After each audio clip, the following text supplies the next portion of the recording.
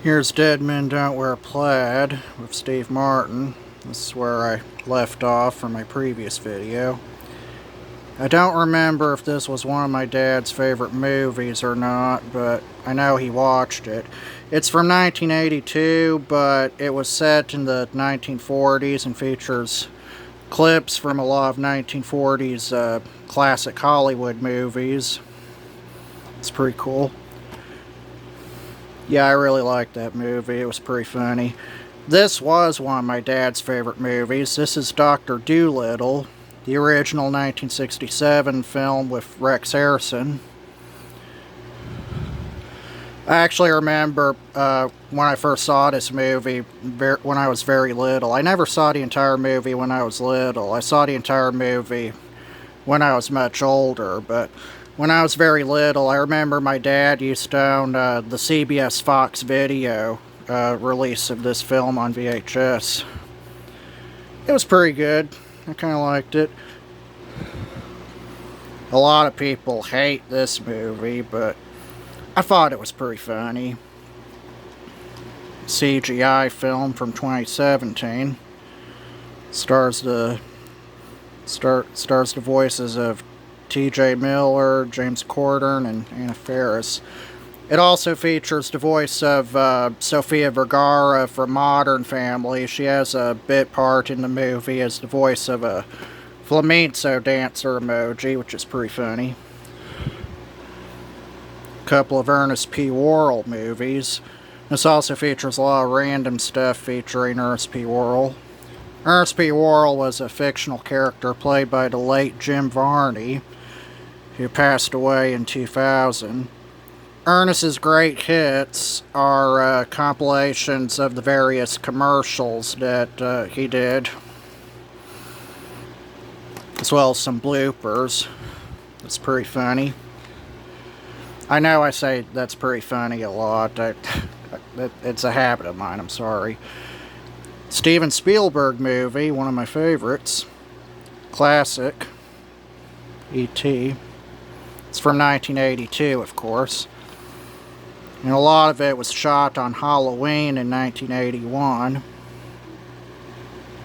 I remember the night I first watched this movie. It was awesome.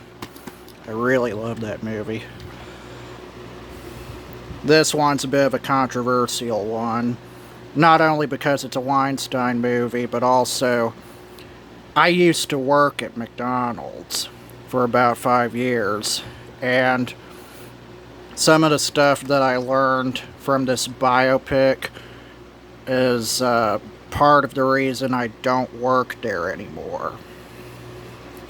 It's a really hard-hitting biopic about how Ray Kroc stole the business from the two brothers who started it. Here's a movie that I haven't watched since I got it, but it's one that I remember watching on television when I was younger. It's A Funny Thing Happened on the Way to the Forum. It's a 1966 comedy film. Features Zero Mostel and Jack Gifford, and a very young Michael Crawford. Did I say Gifford? I meant Guilford. I'm sorry. It also features Phil Silvers, and I remember watching this movie on TCM, and at the beginning, when Robert Osborne was introducing the film, he mentioned that this was the only movie in Phil Silvers' entire career where he didn't wear glasses. Fun fact. Gone with the Wind, classic 1939 film. Check this out. This is actually a 2-disc set because this is a very long movie. Look at the duration. Can you read it? Wait a minute. Sorry about that. The camera didn't want to focus, but look at that duration. 233 minutes. Wow. I remember when I was very little, I was shocked at how long this movie was. You have to remember, back in those days, back when we still had intermissions in the theaters, most of your classic Hollywood movies were usually about 200 minutes or shorter. Not all of them were that long, but many of them were like hundreds of minutes long. Here's Hammett, a 1982 drama film starring Frederick Forrest. It also features Mary Lou Henner and Peter Boyle. And Frederick Forrest and Mary Lou Henner were actually married when this movie was in production, but they sadly divorced around the time it came out, so that's kind of sad. Here's Happy Gilmore, classic 1996 comedy film with Adam Sandler. It also features a very young Julie Bowen from Modern Family. Modern Family didn't even exist yet when I first saw this movie. It was one of the very first adult movies I was ever allowed to watch. I was only about, I think, 11 or 12 years old when I first saw it. I saw like the second half of the movie on television when I was 11 or 12 years old, and then I saw the entire movie when I was a little older. A lot of people hate this movie, but I thought this one was pretty funny, the Honeymooners movie.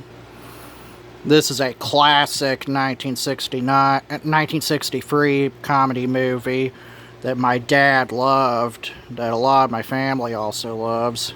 A lot of stars in this one. It's a mad, mad, mad, mad world. And we used to have a VHS tape of this movie by CBS Fox Video. Here's a movie that I haven't watched lately, but I remember watching parts of it when I was younger. It was a movie that one of my brothers used to have on DVD. I might get around to watching this sometime. It's from 1995, the year I was born. Jumanji. That's all I'm going to show you, so I'll have more to show in a little bit. Thanks for watching.